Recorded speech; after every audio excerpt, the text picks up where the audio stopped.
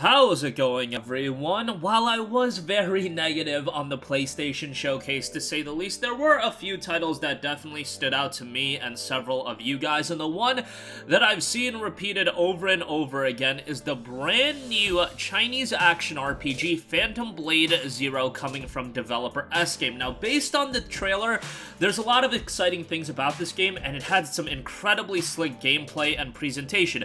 I do have my reservations, I do have a bit of skepticism, and I'll get to that at the end of the video, but there is a brand new PlayStation blog post, Phantom Blade Zero, A New Beginning in a Long Journey. This is coming from Soulframe Liang.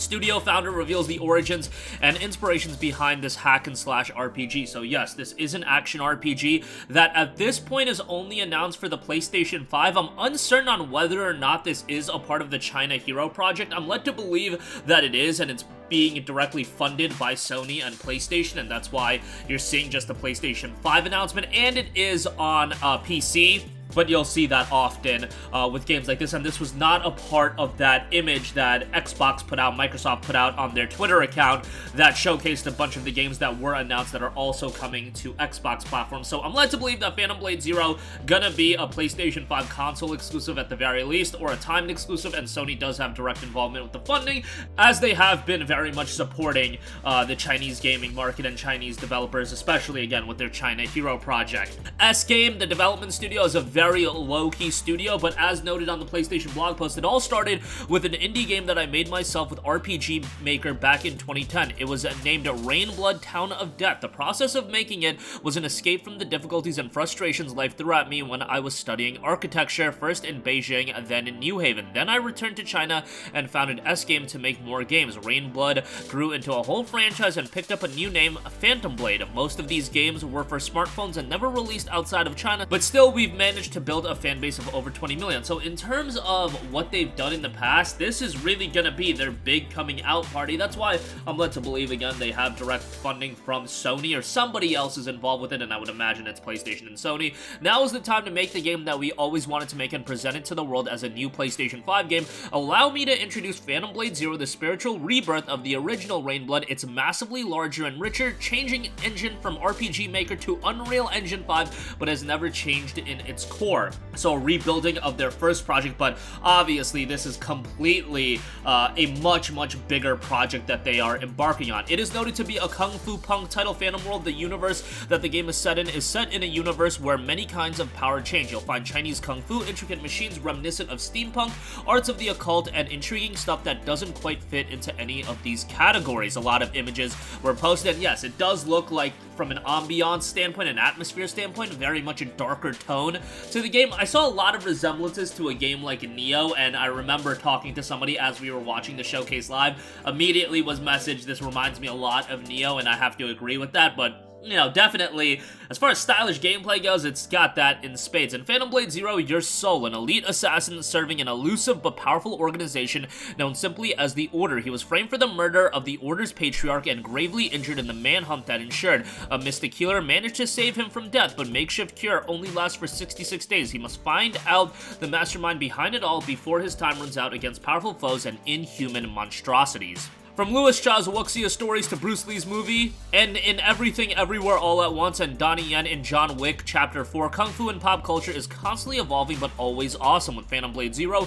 we are adding a new twist to the formula, a heavy dose of punk spirit alongside with stylish visuals. We call this overall art direction Kung Fu Punk. World building, Phantom Blade Zero unfolds in a semi-open world. We are aware that open world is the buzzword in these days, but with limited resources, we would rather present you multiple maps of reasonable size and handcrafted and populated with diverse activities instead of one huge continuity full of repurposed, reused assets. So it looks like they're going for a smaller world, but every location has a distinct look and an environment, and honestly, I'm down for that. Not every game needs to be this gargantuan open world. I get it that that's what clicks in today's gaming environment, but a lot of the times I feel like doing an open world for the sake of doing an open world detracts from the experience, and them going for a semi-open world where they can make every area seem distinct and fresh, that is something that I can completely get behind.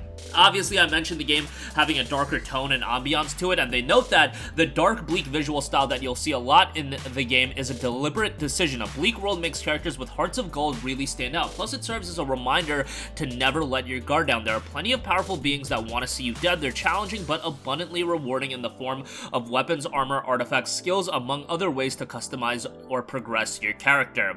Authentic kung fu moves. We are huge fans of the hack and slash genre. Stellar titles like Devil May Cry or Ninja Gaiden are insanely exhilarating with their huge arsenal of moves and lightning fast pace. However, they are not for everyone. What's more popular today is a strategic action game such as Souls-like and Monster Hunter. They choose to slow things down a notch or two, giving players more time for strategic thinking, but that approach doesn't convey the kind of action fest we have in mind, namely the sleek, breathtaking moves in kung fu movies back in the 1990s. Lucky for us, during the decade making mobile games, we learned to simplify things in favor of touchscreens, giving players a way to execute elaborate chains of moves with a minimum amount of button mashing. As it turns out, with some tweaks, this mechanism works just as well on controllers.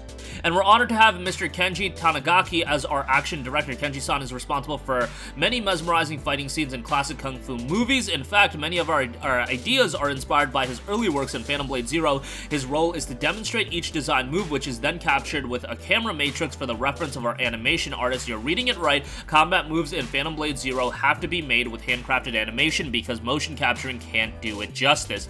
This is as much as we can disclose at this stage. As we work vigorously on the new PS5 game, there will be more news down the road. Again, it does seem like the game is noted for PS5 and PC, and the game definitely looks really great. What I am a little bit skeptical about is a lot of these games coming out of China that look incredible sometimes are in development for very, very long. Sometimes we don't hear about them for years on end. I know there's a little game a lot of you guys are excited about called Lost Soul Aside. It seems like every year that game is a part of the most anticipated PlayStation 4 and now most anticipated PlayStation 5 games.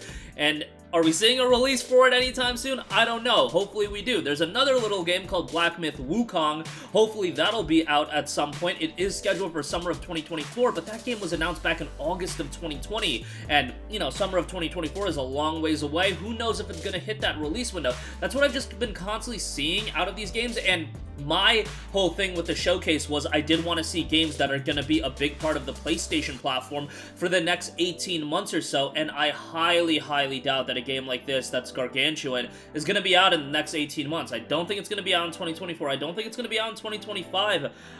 Maybe it'll be out in 2026. I could easily see 2027 for a game like this, because they obviously want to take their time, and it's their first foray into a big budget console title where they had been working on several mobile games. So that doesn't inspire a lot of excitement out of me. The game itself, what we see, it looked incredibly slick. It looked very, very good, but at the earliest, you're talking about a 2025 release window, and I find that to be hard to believe. I'm thinking more 2026, 2027, and even that is an uncertain element of all of this going on. So that's my skepticism towards the game. Hopefully it does turn out well, and hopefully with PlayStation and Sony's backing, it does progress things along very smoothly. But that'll do it for me. The game looks great, and I think it's a stylish action RPG that everybody's going to get behind, but hopefully we get a consistent stream of information over the course of the next year or so as we get more insight into the development of the game. That'll do it for me. Sound off with all of your thoughts in the comments section down below. Thank you for watching, and goodbye. Hey guys, we hope you enjoyed the video, and if you did, make sure to hit the subscribe button, and if you're already subscribed, do us a favor and hit the bell icon. This way you'll be notified whenever we post a new video. That's the best way to keep up with all of our uploads, and we usually try to upload 2 videos a day. And with the bell icon hit, you'll be notified whenever we do upload a video. As always, thanks for watching.